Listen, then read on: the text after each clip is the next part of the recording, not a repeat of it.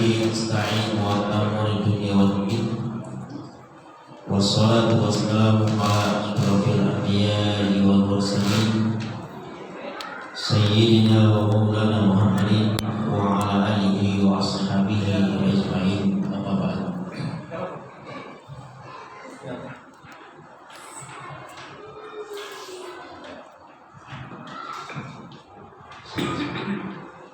Wassalatu wassalamu ala asyrafil anbiya'i wal mursalin wa ala alihi wa ashabihi ajma'in amma ba'd. Allahumma 'allimna bima yanfa'una wa anfa'na bima 'allamtana. Hasbunallahu wa ni'mal wakeel, ni'mal mawla wa ni'man nasir. Wa la haula wa la quwwata illa billahil 'aliyyil 'azim. Alhamdulillah jamaah sholat maghrib sekalian yang sama-sama berbahagia, kita memanjatkan puja dan syukur kehadirat Allah Subhanahu wa taala.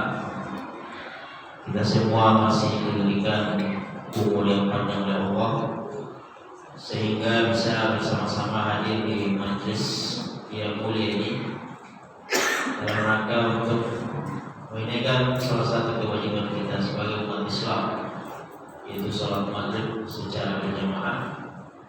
Kemudian alhamdulillah kita bisa melanjutkan dengan kajian Sirah Nabawiyah. Mudah-mudahan ini telah menjadi saksi buat kita semua menghadap Allah Subhanahu wa taala. Amin ya rabbal alamin. Kemudian kita bersalawat kepada baginda Rasulullah sallallahu alaihi wasallam,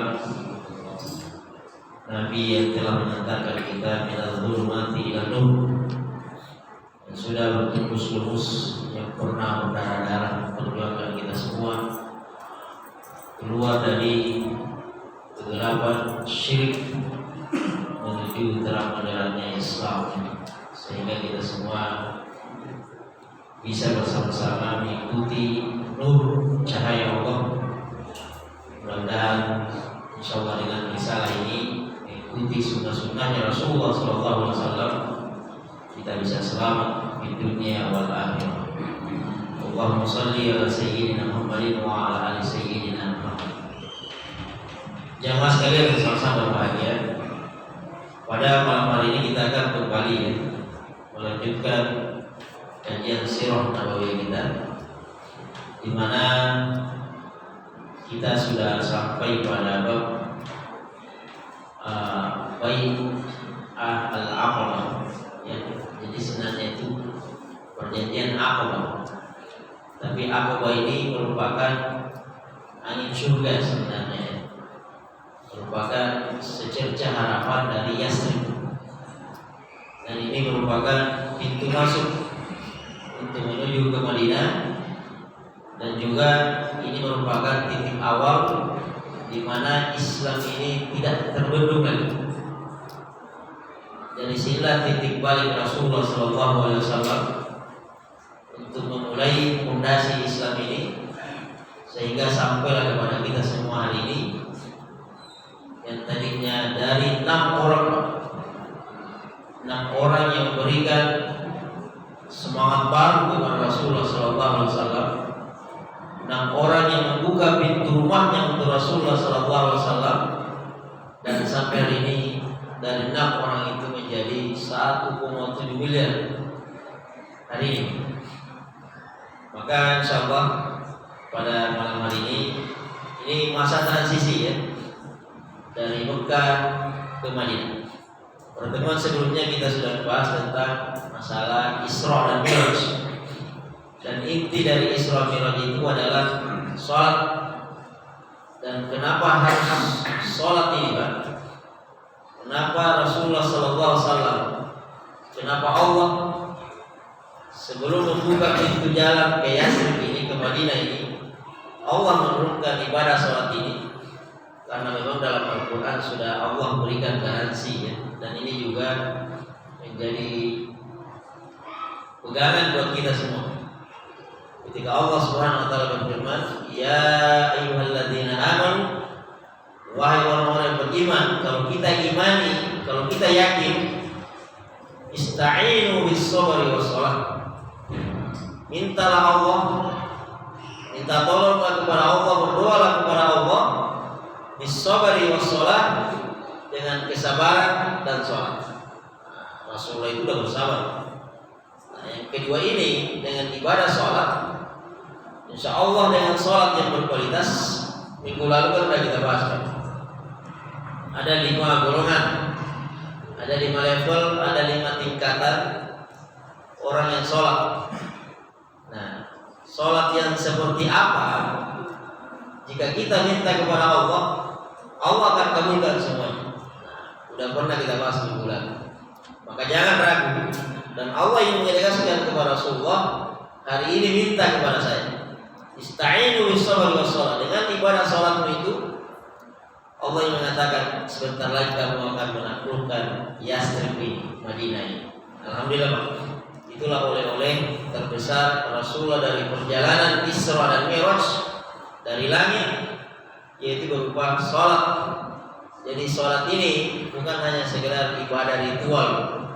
Salat ini kalau kita bisa menggunakannya dengan baik, itu bisa menjadi wasilah, bisa menjadi tawassul, supaya kita bisa mencapai apa yang kita inginkan. Permasalahan hidup apapun beratnya, kalau kita bertawassul kepada Allah dengan salat ini, ya, apa kata Rasulullah? Ya Bilal, arihna bis salat. Wahai Bilal, caslah kami, hiburlah kami, berilah kami energi dengan salat. Artinya apa? Wahai Bilal, qamatlah, cepat azan. Nah, karena Rasulullah itu menemukan sumber energi, Rasulullah menemukan sumber kebahagiaan di dalam sholat. Berarti level sholatnya Rasulullah itu Pak, bukan lagi sekedar, kalau istilah Ibnu Qayyim al-Jauziyah pada minggu lalu, bukan lagi level sekedar gugur kewajiban, bukan lagi level penting sholat, tapi level ibadahnya Rasulullah ini, sholatnya Rasulullah adalah seperti yang digambarkan oleh beliau, antaqullah ka'annaka tara fa illam takun tara fa innahu yarak. Itu levelnya namanya udah pada level muraqabah. Kita sholat itu CCTV-nya Allah itu dari segala penjuru. Kalau banyak CCTV, apa biasa yang kita lakukan? Tak ada jalan kecuali fokus dan konsentrasi penuh. Dengan ibadah sholat seperti itu, kata Allah, ista'inu, minta tolong, berdoa, apa yang kita inginkan, insya Allah akan kabul. Maka jamaah sekalian sama-sama berbahagia. Bisa jadi dari ibadah sholat itu akhirnya datang angin surga dari Yasrib. Makanya kan Allah juga sering mengatakan inna ma'al usri yusra. Inna ma'al usri yusra. Makanya Allah double kalimat itu dalam Al-Quran. 2 kali Allah menegaskan inna ma'al usri yusra. Setelah kesusahan pasti ada kemudahan. Tak mungkin Allah ingin membiarkan nabinya ini, rasulnya ini, apalagi nabi paling terakhir. Tak ada lagi nabi setelah itu. Tak mungkin menderita terus. Dan inilah buah dari kesabaran itu. Maka datanglah angin surga dari Yasrib. Nah, tahu nggak salah satu strategi Rasulullah itu dalam berdakwah? Dalam berdakwah Rasulullah itu apa biasa strategi? Sebenarnya strategi ini sudah lama dipakai.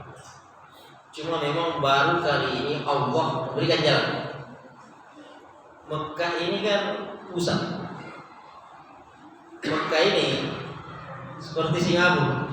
Singapura itu pintar menggunakan dan memanfaatkan wilayahnya. Sebenarnya Batam punya potensi juga untuk seperti itu. Mekah ini pasti orang lewat situ dan pasti orang datang ke situ. Ini berkah doanya Nabi Ibrahim. Berkah doanya Nabi Ibrahim. Doa Nabi Ibrahim kan supaya tanah ini, kampung ini, lokasi ini menjadi maqwal fuad, tahwi ilaihi. Supaya siapapun yang bernama Muslim, coba cek semua umat Islam seluruh dunia ini pasti ingin ke kampung ini. Apalagi setelah COVID-19 ini kan. Ini hampir kurang lebih 2 tahun kita tak umroh, tak haji. Yang punya nomor antrian pasti udah menggebu-gebu untuk sampai di sini. Siapa yang menggerakkan hati kita ini? Meskipun pernah ke sana sekali 2 kali, pasti ini naik kembali ke situ. Ada nggak yang merasakan seperti itu? Ini keistimewaan Ka'bah. Ini salah satu keutamaan tanah haram ini, dan ini doanya Nabi Ibrahim dulu. Doanya Nabi Ibrahim, ya Allah, jadikan kampung ini, tanah ini, yahwi ilaihi afidatu, hati-hati umat Islam itu selalu ingin ke sana, selalu ingin ke sana. Jadi kan doa Nabi Ibrahim seperti itu. Makanya ada namanya syariat haji umroh. Jadi Mekah itu, Pak, mau segersak apapun Mekah itu, pasti kita ke sana. Di Mekah itu tak ada rumput, Pak, tak ada pohon, tak ada buah-buahan, tapi apapun yang kita inginkan semua ada di situ. Tak ada anggur di situ, jeruk tak ada, pisang tak ada, tapi apapun yang kita mau pasti ada di situ. Itu juga doanya Nabi Ibrahim. Rabbi ja'al hadza baladan amina warzuq ahlahu minas tsamarat. Buah-buahan tak ada di Mekah, tapi datang di situ. Nah, ini celah. Ini posisi yang dimanfaatkan sebenarnya oleh Rasulullah. Setiap tahun pasti orang di sini. Pasti orang di sini. Sebenarnya Rasulullah itu, beliau sudah mencoba setiap datang, setiap musim haji, dari Yaman, dari Syam, dari Madinah, dari Yathrib, setiap yang melakukan ibadah haji ini, Pak, pasti didakwai oleh Rasul, ditawarkan, diajak dulu. Selama kurang lebih 10 tahun Rasulullah melakukan metode itu, tak pernah satupun ada yang menerima, tak pernah satupun ada yang mau menerima ajakan Rasulullah ini.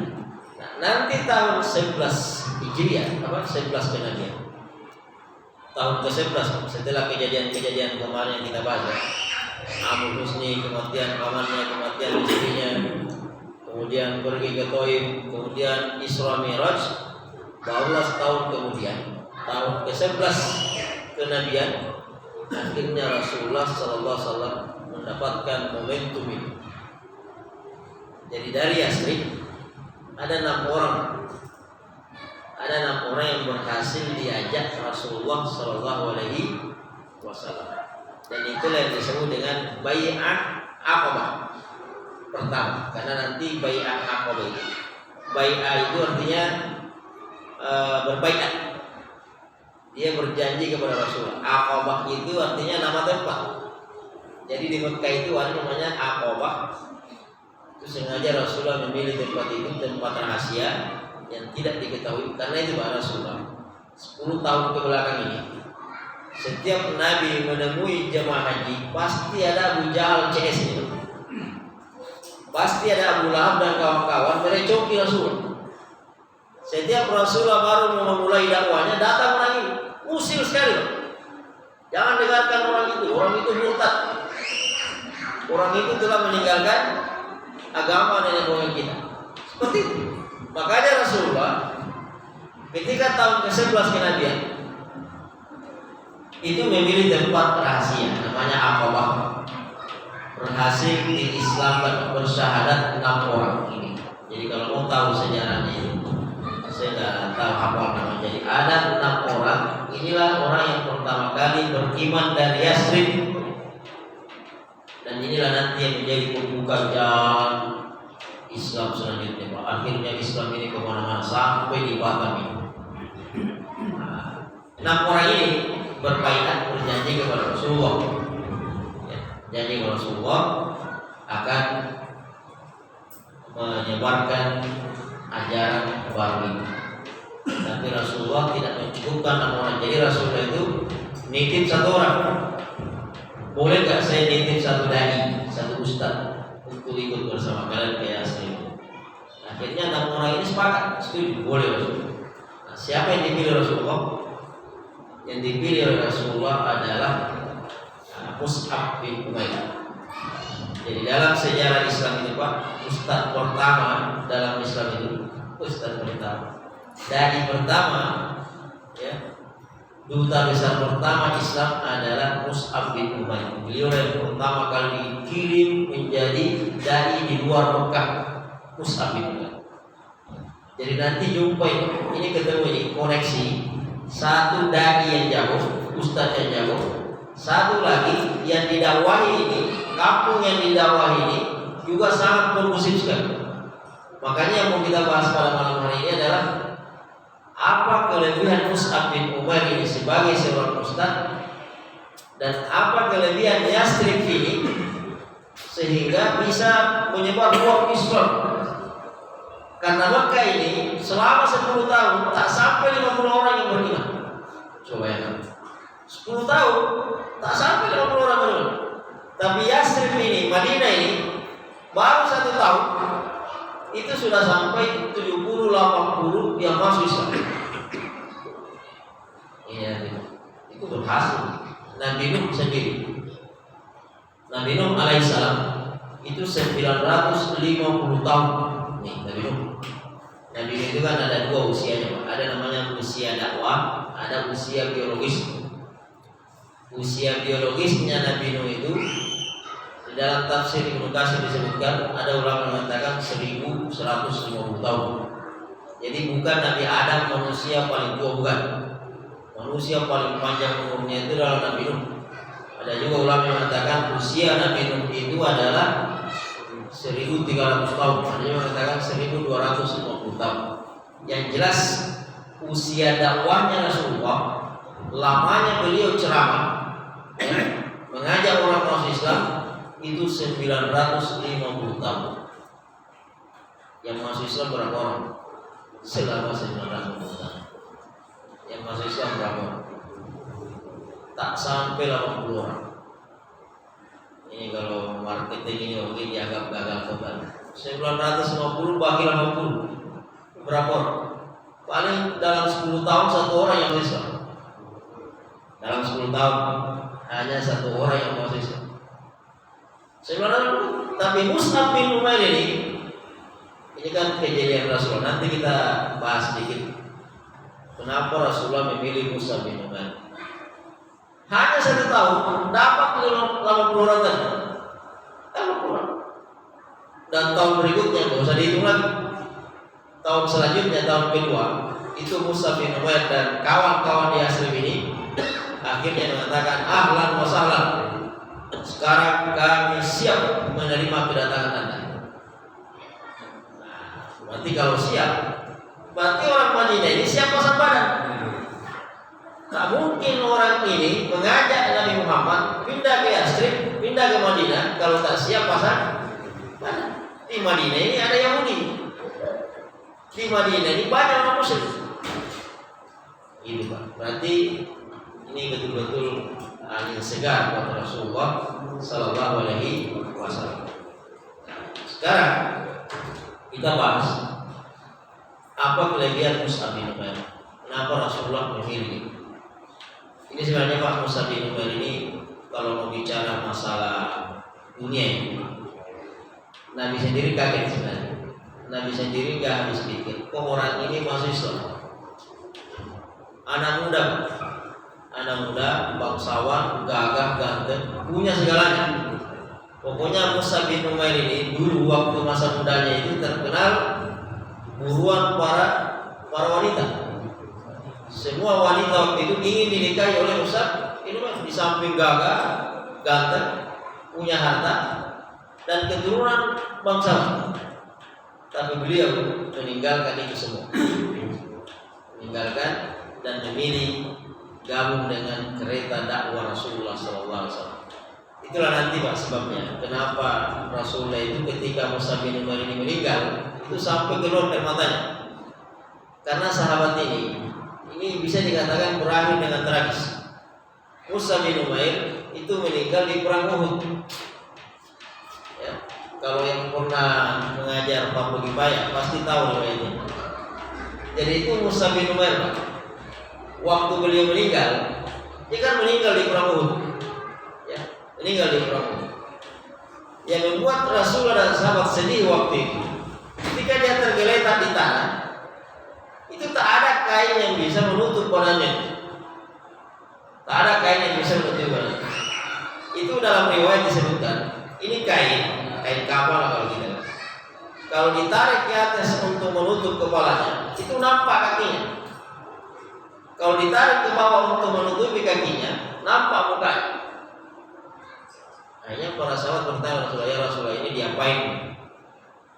Diapain Mus'ab bin Umair? Ini kainnya tak cukup. Akhirnya apa kata Rasulullah?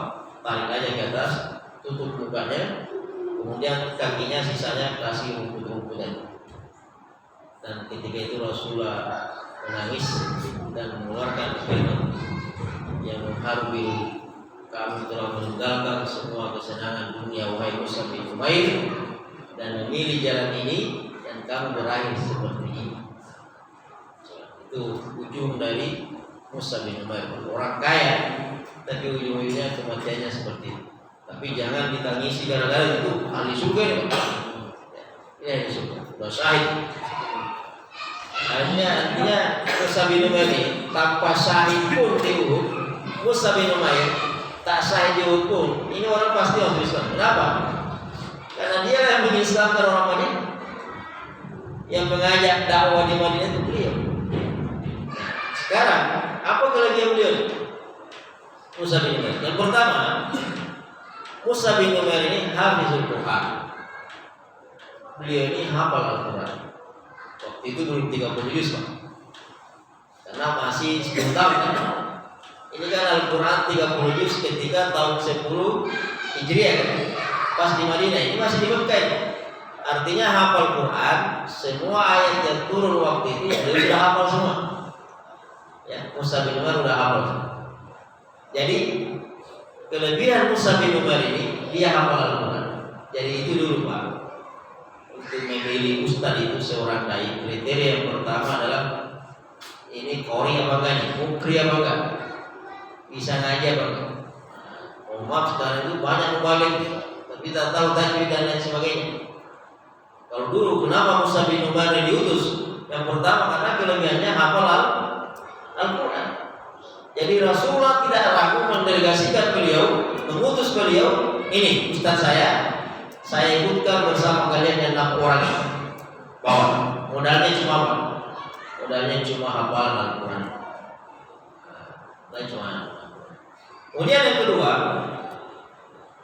Mus'ab bin Umair ini orangnya cerdas.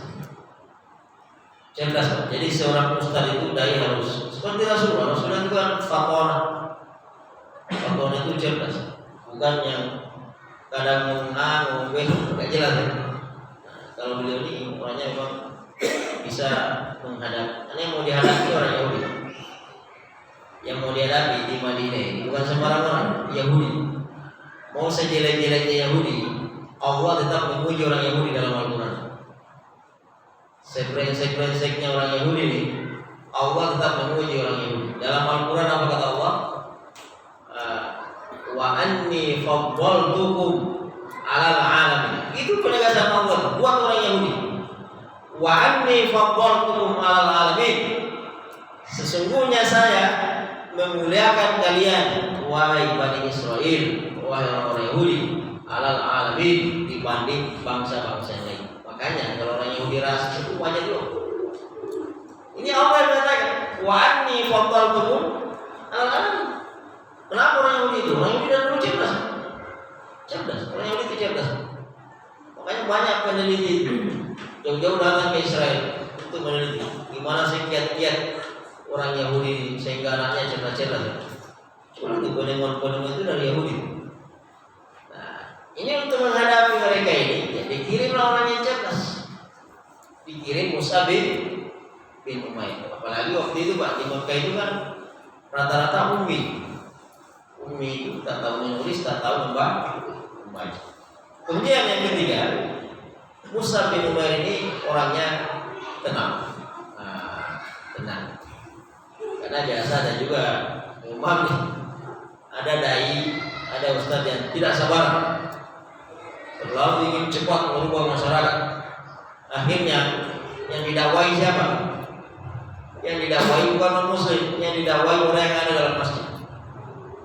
Karena dengar istilah mereka mengajak saudara-saudara kita keluar dari Islam, sementara kita ini gontok-gontokan, ribut, akhirnya yang dalam masjid pada keluar. Paham gak istilah ini? Yang kita jumpai hari ini di internal umat Islam, mestinya kan yang kita dakwai yang di luar masjid kan. Tapi yang terjadi yang ribut yang dalam masjid. Orang yang sudah ada dalam masjid itu yang kita selalu ributkan. Tangannya tidak gini lah. Banyak tuh yang dipermasalahkan. Ini dai-dai yang tak sabaran biasanya, terlalu memaksakan pendapatnya. Ini kan Islam. Apalagi kalau bicara fikih, bicara masalah fikih ini mau berapa pendapat ada? Mau berapa pendapat ada? Kemarin nih 2-3 hari yang lalu muncul penemuan teknologi terbaru transplantasi yang pencampukan jantung dari babi. Nah, itu gimana hukumnya? Itu kalau mau dibawa ke ranah fikih, Pak, itu bisa saja. Bisa boleh. Bisa, sah-sah saja. 2 minggu yang lalu kami juga Komisi Fatwa MUI Batam itu rapat dengan Dinas Pertamanan. Apa yang dirapatkan di situ? Bolehkah dalam satu lubang itu banyak mayat di situ ditaruh? Jadi udah ada isu nih, Pak. Ini siap-siap nih. Di Batam ini entah 10 tahun 20 tahun lagi ada namanya makam tumpang, kan? Nah, makam tumpang. Jadi dalam satu lubang itu ada berapa mayat nih? Nah, ini udah mulai dibahas. Nah, ini gimana hukumnya? Nah, ini kalau bicara fikih tak ada ujungnya. Ya, tak ada ujungnya. Pasti ada yang bolehkan, pasti ada yang mengharamkan. Sama kita, Pak. Seorang dari Mus'ab bin Umair ini orangnya tenang, tak buru-buru. Biasa kita berdakwah gitu, Pak, terlalu semangat. Akhirnya saudara kita ini mohon maaf, saya pernah dengar langsung kawan sholat di masjid terakhir. Saking semangatnya sholat, ini kan memang ada perintah untuk mendapatkan barisan. Sekarang itu, Pak, kalau mau menceramai orang, mendakwai orang, bukan semata-mata kita punya dalil atau tidak. Ini orang simpati sama saya atau tidak. Ini satu mazhab yang saya pakai. Ini sekarang permasalahan kita. Jadi kalau sudah tahu orang ini tak semazhab dengan kita, maka pelan-pelan mendakwainya. Nah, ini terjadi kan? Jadi terlalu semangat ingin merapatkan kaki dengan kaki. Nah, orang ini udah tahu duluan, oh ini kayaknya ini yang disebut orang yang suka mengkafirkan orang. Celananya udah lipat, diinjak gitu. Ini sholat tapi saling injak gitu, gimana caranya? Khusyuknya kemana? Ikhlasnya kemana? Ini sholat sambil emosi. Ini karena tak sabaran. Maksud saya, Pak, kita itu kalau dalam bermazhab seperti ini, kalau ada misalnya tak sepaham dengan kita, ada yang tasawufnya kayak gini, ada yang kayak gini, ada yang pas ashhadu baru naik, ada pas Allah baru naik, baru illa baru naik, Allah baru naik. Itu fikih. Kalau kita buka fikih perbandingan mazhab, itu semua ada pendapatnya. Ada semua pendapat. Itu tak usah kita ributkan. Nah, sama dengan Mus'ab bin Umair ini. Pernah suatu ketika ditantang oleh orang Yasrib. Itu kepala suku itu. Kalau kamu bisa mendakwainya, berarti kamu hebat. Dan kalau dia masuk Islam, itu semua suku di belakangnya itu masuk Islam. Dipraktekkan Mus'ab bin Umair. Dan apa kata kawannya ini orang jarang-jarang nggak dilabrak kalau ada yang ngomong sama dia. Mus'ab bin Umair orangnya tenang. Apa kata Mus'ab bin Umair? Wahai kawan, dipanggil, silakan duduk di sini sejenak. Ada waktu nggak untuk saya? Saya mau bicara dengan Anda.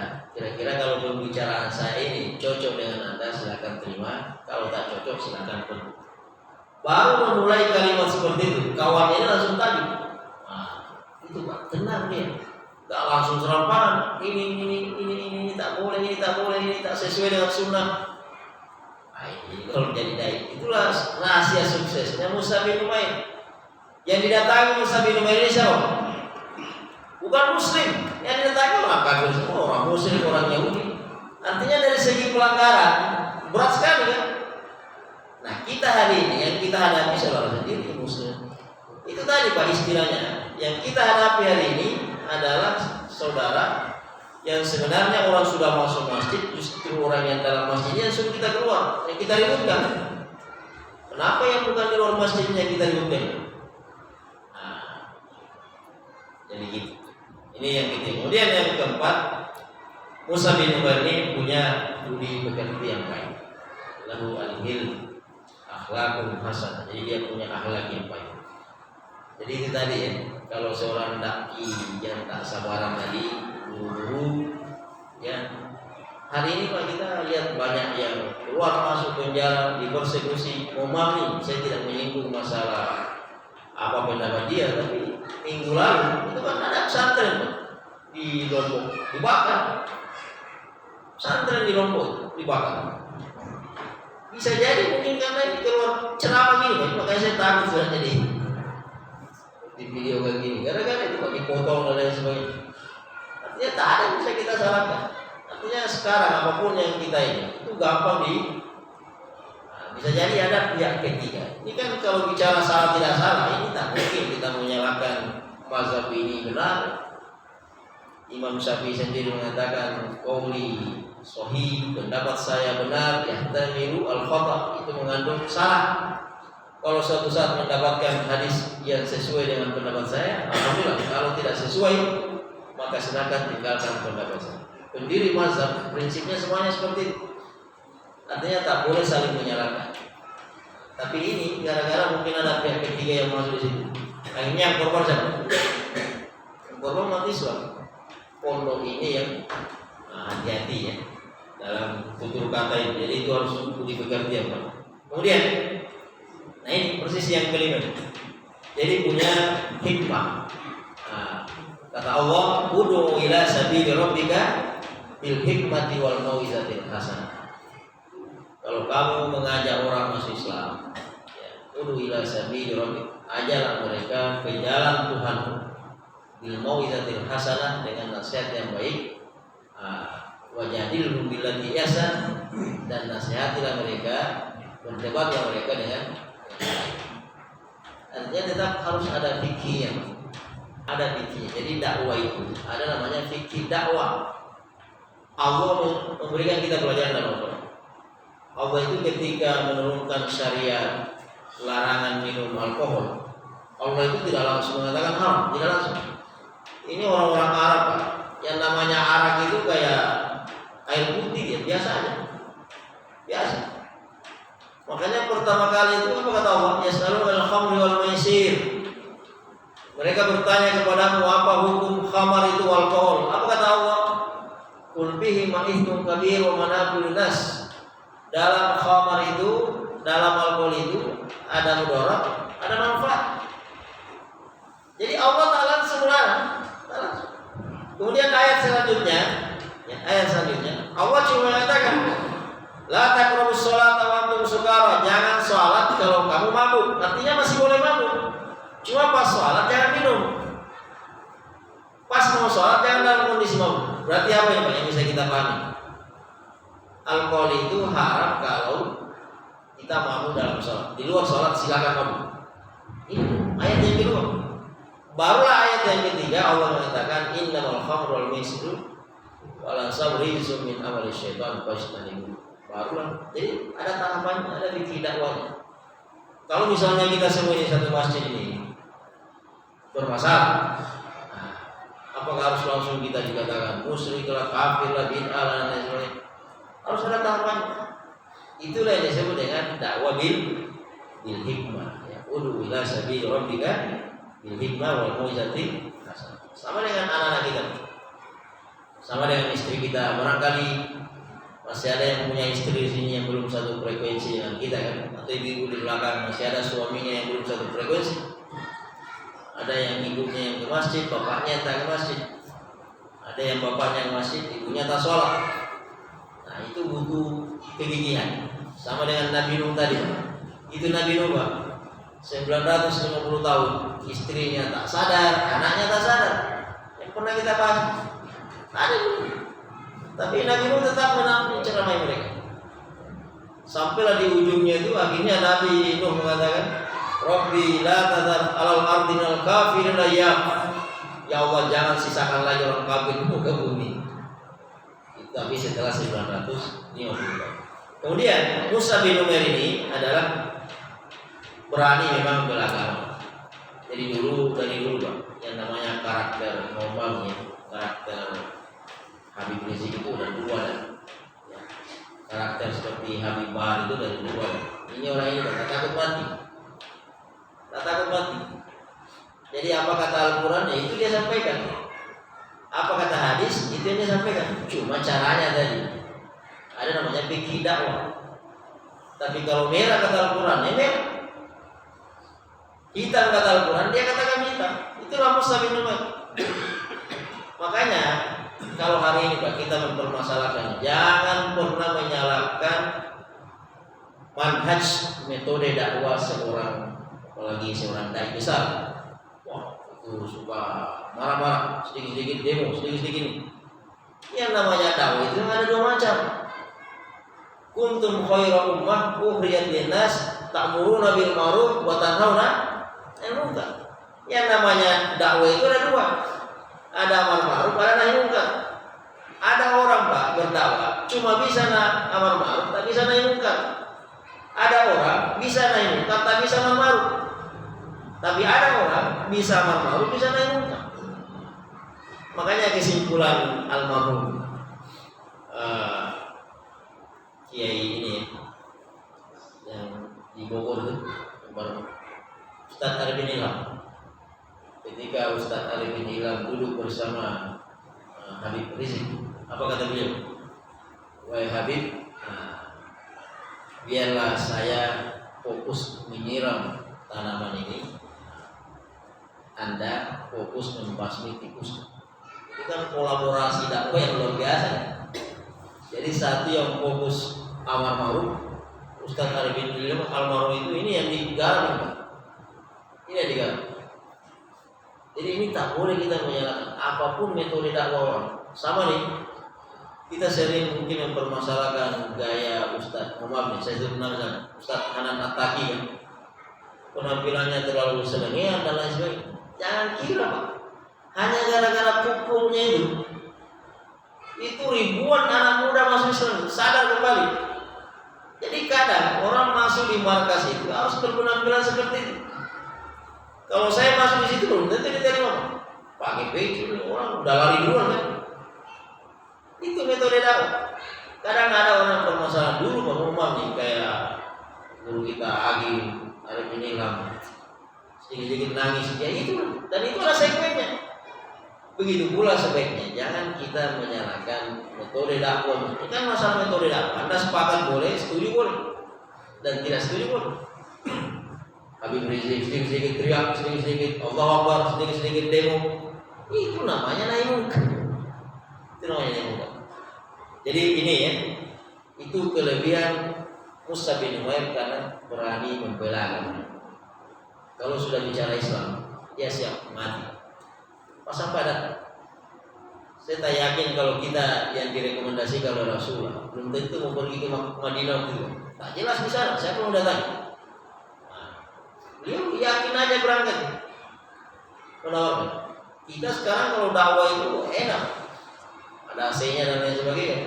Pas. Ini dulu modal mas-masan. Nah itulah. Jadi ini diantara kelebihan Mus'ab bin Umair sehingga Rasulullah SAW memilih anak muda ini menjadi ustadz pertama yang dikirim untuk berdakwah. Dan hasilnya hanya dalam 1 tahun datang 80 orang ke Mekah membayar Rasulullah SAW. Kemudian yang kedua yang mau kita bahas adalah faktor apa saja yang membuat Madinah ini beda dengan Mekah.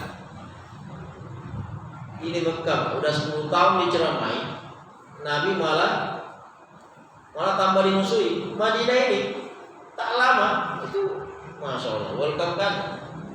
Ada nggak yang merasakan seperti itu kalau naik umroh misalnya?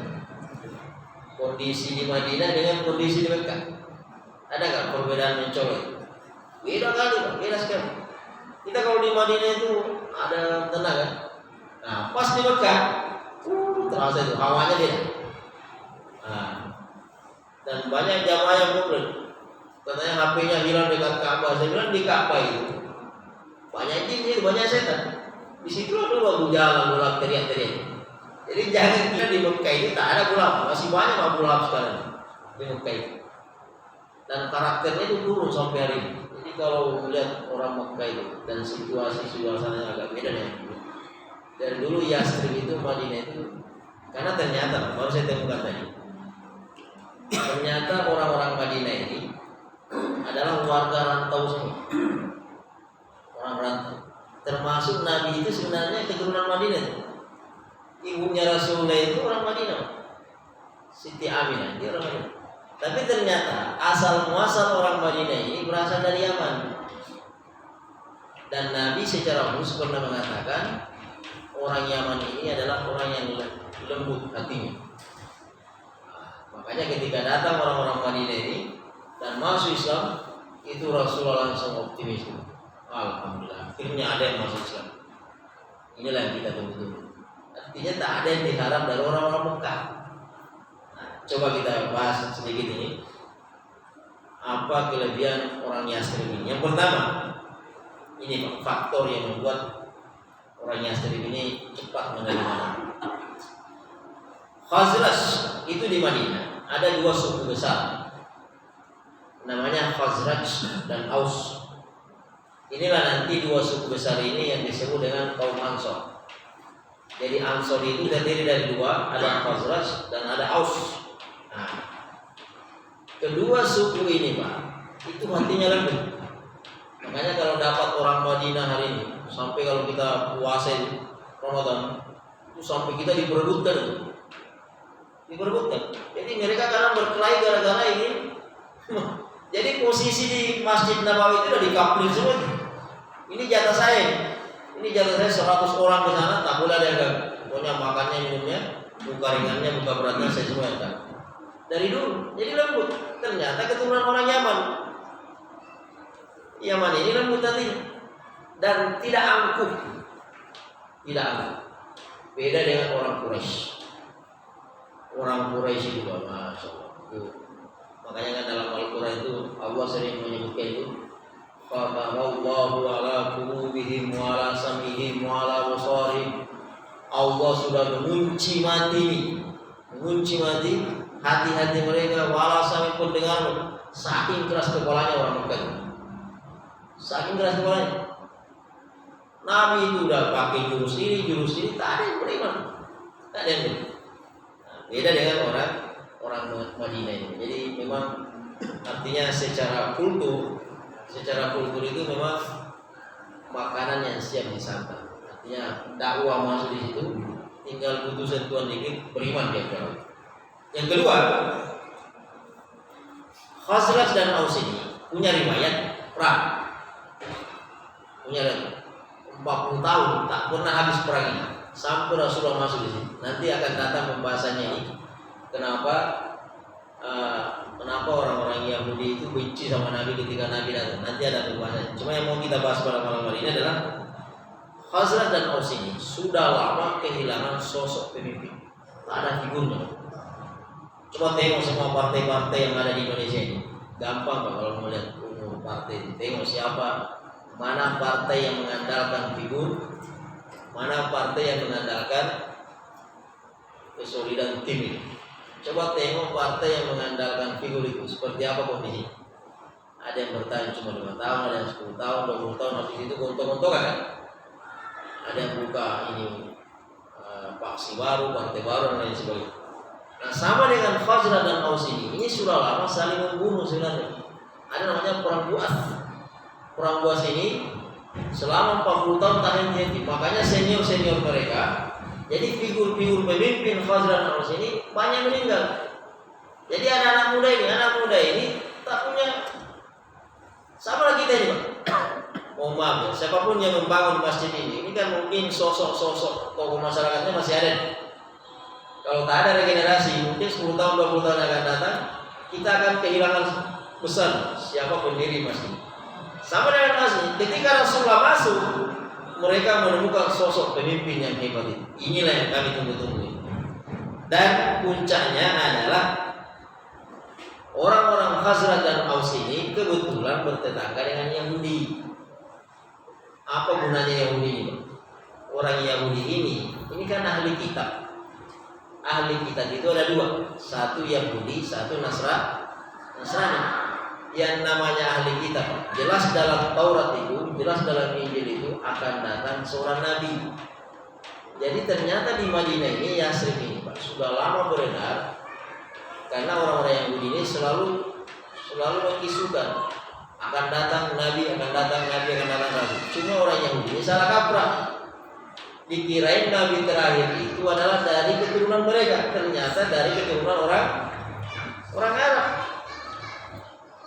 Nah, makanya ketika Muhammad ini mengatakan saya seorang nabi, orang Khazraj dan Aus ini langsung mengatakan alhamdulillah. Karena ini keturunan Arab. Inilah mungkin yang disebutkan tetangga-tetangga Yahudi kita di Madinah. Langsung beriman kepada Rasulullah Sallallahu Alaihi Wasallam. Nah, hadirin sekalian sama-sama berbahagia. Ini beberapa faktor ya, yang menjadi asbab di luar daripada semua itu. Mau seperti apapun kehebatan Mus'ab bin Umair, iklim Yasrib, tetap aja kata kuncinya adalah ma'unatullah. Nah, ini berkat pertolongan Allah Subhanahu wa Ta'ala. Jadi mau secanggih apa strategi kita, senjata kita, kalau Allah tak berkehendak, ini juga tak jadi mana ini. Nah, tak jadi mana. Ya. Jadi ini semua skenario Allah.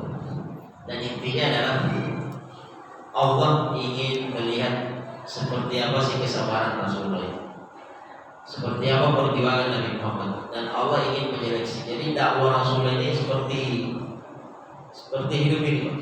Apa kata Allah dalam Al-Quran? Walladzi khalaqal mauta wal hayata liyabluwakum ayyukum ahsanu amala. Allah sengaja menjadikan antara hidup dan mati ini supaya kita tahu mana yang amalannya paling baik. Karena kalau tak ada mati, kalau tak ada surga dan neraka, enak kali orang yang mati dalam keadaan menzalimi orang. Kalau tak ada surga dan neraka, enak kali hidupnya Fir'aun. Ya. Kalau ada orang yang membunuh kemudian tidak diadili oleh Allah di padang mahsyar, enak kali hidup. Dan mana letak keadilan Allah kalau tak ada surga dan neraka itu? Ya. Mana letak keadilan Allah kalau tak ada surga dan neraka? Itulah keadilan Allah. Dan sama perjuangan Rasulullah ini. Kalau tak ada orang-orang kafir Quraisy ini, tak cantik, tak indah perjalanan dakwah itu. Makanya kan Allah sering menegaskan dalam Al-Quran, apa hasibtum an tadkhulul jannah? Apakah kalian mengira kalian akan masuk surga, kalian akan sukses, sementara kalian belum pernah diuji seperti ujian nabi-nabi terdahulu. Rasulullah ini belum seberapa. Kalau nabi dulu itu ada yang dibekal lehernya, ada yang digergaji, macam-macam. Orang-orang Bani Israel dulu itu waktu nabinya dibunuh, ustadznya dibunuh. Kalau Rasulullah ini nabi mau dibunuh sebenarnya, tapi tak sampai baginda Rasulullah SAW. Jadi alhamdulillah sampai tahun ke-11 kenabian ini barulah Allah membuka jalan ini, barulah Allah memberikan cahaya setelah Rasulullah melewati fase penuh perjuangan. Sebenarnya perjuangan ini tak akan pernah habis, tapi kan masing-masing zaman itu beda perjuangan. Sama hari ini, yang kita hadapi bukan musuh, bukan di luar Islam yang kita hadapi hari ini. Yang kita hadapi ya saudara-saudara kita sendiri. Ya. Contoh sesajen ini, menendang sesajen, terlepas dari kontroversi menendang sesajen itu. Ya, mau setuju atau tidak setuju. Kalau misalnya memang ini tak layak, udah difotokan gitulah, ini videokan, viral. Tapi jangan pula laporkan saudara kita ini masuk ke polisi dan lain sebagainya. Ya, biar bagaimanapun ini memang kemungkaran buat kita dalam keyakinan kita umat Islam. Ini memang juga merupakan kemungkaran sesajen ini. Meskipun memang Allah juga dalam ayat yang lain mengatakan la tasubbu alihatahum. Jangan sekali-kali mencela, menghina Tuhan mereka. Itu juga jelas dalam. Artinya ini kan kita harus kontrol juga, harus kita tahan. Kalau ada kemungkaran, kemaksiatan, tengok dulu efeknya seperti apa. Boleh kita berdalil, dulu Nabi Ibrahim membakar habis semua patung, itu ada ayatnya. Allah yang menyuruh. Kita menendang sesajennya ada kan? Nah, itu punya orang, punya sama yang kita kan benci Tuhan ini, tapi kan Allah melarang jangan mencela Tuhan mereka. Jadi tempatkan sesuatu pada tempatnya ya. Ini kita sebagai umat Islam kadang harus menandiri ya, jadi musuh terbesar kita hari ini ya bukan di luar kita ini, rapatkan barisan ya. Kalau sudah masuk dalam masjid jangan lagi disuruh keluar. Kalau hanya gara-gara gini suku ada yang kunut, ada yang tak kunut, gak usah dipermasalahkan. Yang salah yang tak sholat, itu yang harus kita dakwai. Yang namanya kunut tak kunut itu Pak, sampai kiamat akan selesai. Itu dari dulu diperdebatkan antara Imam Syafi'i dengan Imam Ahmad. Ini antara guru dan murid. Imam Syafi'i mengatakan ini sunnah, Imam Ahmad ini mengatakan bid'ah. Ini bukan perkara itu, tapi alhamdulillah mereka tak ada masalah. Tak ada masalah. Kalau Imam Ahmad datang ke pesantrennya Imam Syafi'i, beliau kunut. Kalau Imam Syafi'i datang ke pesantrennya Imam Ahmad, beliau tak kunut. Ini menghormati. Artinya kalau sudah kumpul dalam masjid kayak gini, nah, udah kita saling menghargai. Ini khilafiyah. Khilafiyah itu ada dua ya. Ada namanya khilafiyah usul, ada namanya khilafiyah furu'iyah. Ada khilafiyah yang memang menyangkut masalah akidah. Nah, kalau masalah akidah ini kadang tak ada toleransi. Kalau ada yang mengatakan hukum Islam ada nah itu jangan dipercaya. Nah, itu baru kita boleh nonton. Kalau ada yang mengatakan Al-Quran ini ada 40 juz, 50 juz, nah ini harus dipermasalahkan. Tapi ada namanya masalah furu', masalah cabang, masalah fikih. Ada yang mau tahiyat kayak gini lurus, ada yang mau goyang-goyang gini. Ada yang mau kayak gini, ada yang mau kayak gini, ada yang sedekapnya gini, ada yang tengah, ada yang bawah, ada yang tak bersedekap, itu fikih boleh ya. Jadi gitu Pak ya, saling menghargai kita karena bukan apanya ya. Sekarang internal manusia ini sensitif sekali. Ini 2 kasus nih Pak dalam satu minggu ini, 1 sesajen, 3, 1 sesajen, 1 masalah di Lombok, 3 masalah yang masuk penjara kemarin. Gara-gara cuitannya di Twitter kan. Ini hal-hal yang tidak penting tapi ujung-ujungnya hidup di internal manusia. Baik, ini yang bisa kita bahas pada kesempatan kali ini.